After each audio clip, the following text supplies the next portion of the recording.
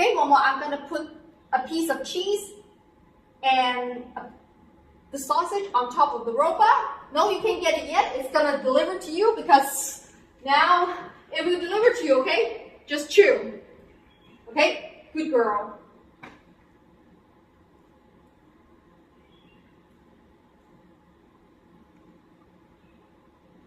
Good girl! Yay! So good!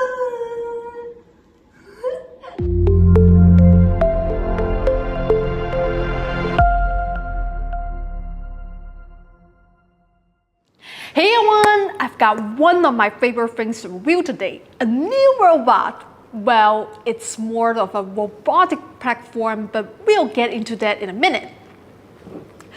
This is the Diablo, a self-balancing robot from Direct Drive Tech, a local Shenzhen startup.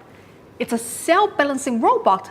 I'm sure you're all familiar with that class of device, the Segway, hoverboards, and all that. The Diablo has two wheels on the end of articulated legs, and like nearly all robots on the market these days, built on the refined earlier designs.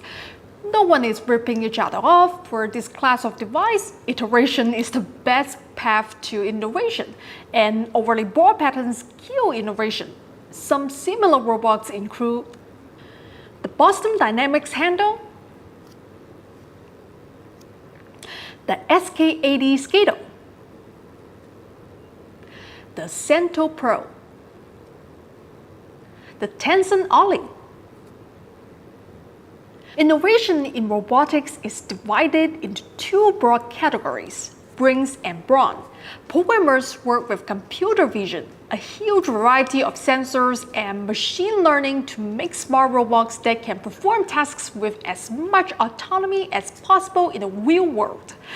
Other engineers work on brawn, mechanical bodies, the devices with arms, legs, tentacles, wheels, and tracks those robot brains need to actually get things done in the real world. The Diablo is brawn with a mostly empty brain. It has a Raspberry Pi single-board computer with just enough brains to do exactly what you tell it to do with this little remote control and not fall over. Its purpose is to give people who want to work on robot brains a body they can use right out of the box without building something custom. You might think that's just like an RC car. Kind of, but not so much, because it has a big old brain just waiting to be filled and all the power on board to run it. So it's not quite a full-fledged robot yet, because its big brain is mostly empty and you have to know a bit about programming robots to fill it. But it's a lot more than a remote control toy, because all that hardware is right there just ready to go and receive your code. What I'm going to do today is evaluate the Diablo as a mobile platform. How well does it physically navigate the world, and how easy is it for a programmer who may only have basic fabrication skills to build on it, attach sensors to it, and all that. Okay, so I've just ripped this part up at Tinkercad. Super easy to use Tinkercad. I use it for almost everything because it's just really quick, and these are going to pop right on the basket. This is FlashPrint, is the slicer for FlashForge printers.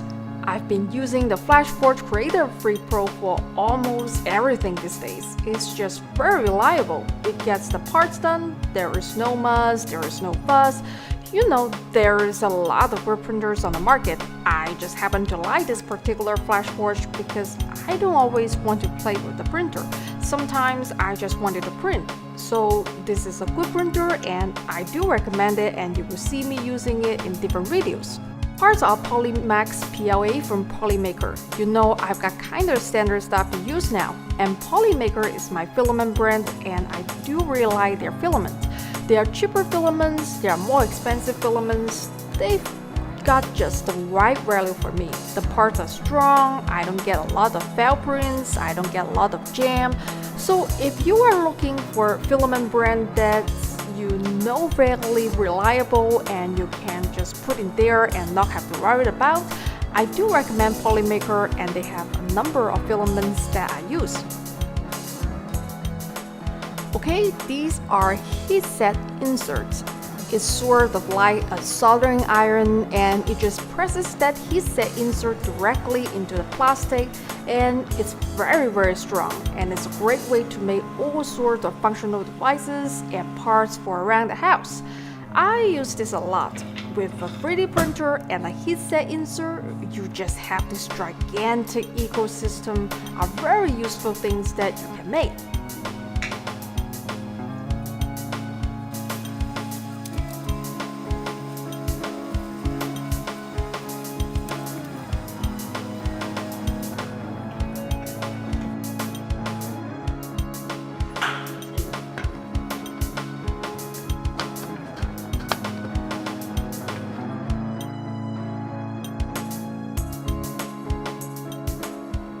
This camera transmitter is actually designed for drones, and drones fly in our air cool, so it gets very hot. So what I have to do is add a heat sink to it and a fan just to keep it cool while the Diablo dries around in the sun.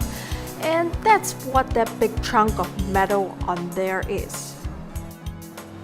狗粮我这边还有很多嘞，我待会儿给你送一袋去。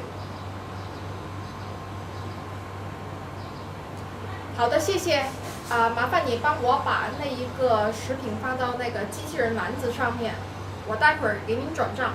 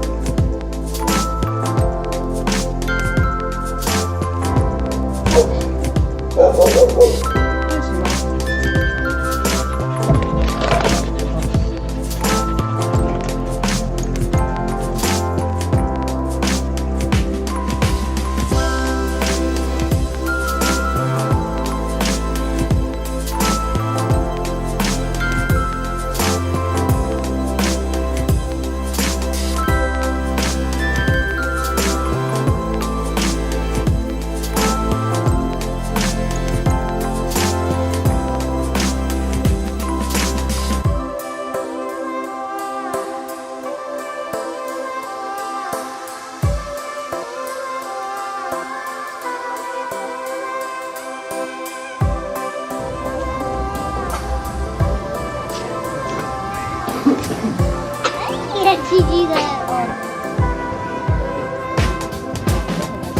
我不用动了。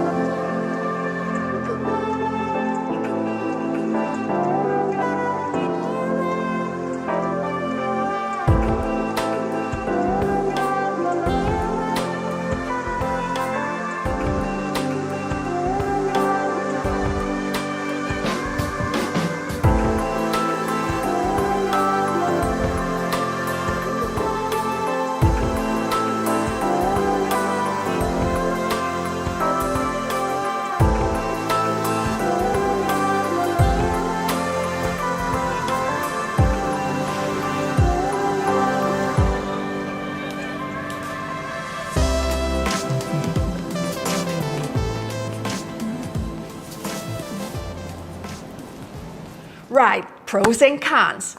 Cons. Despite its long legs, it can't go upstairs or curbs.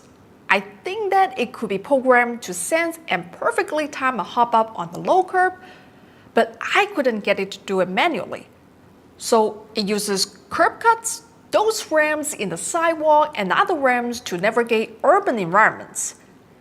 This is a big issue for robots that operate in public because you know who those things are intended for?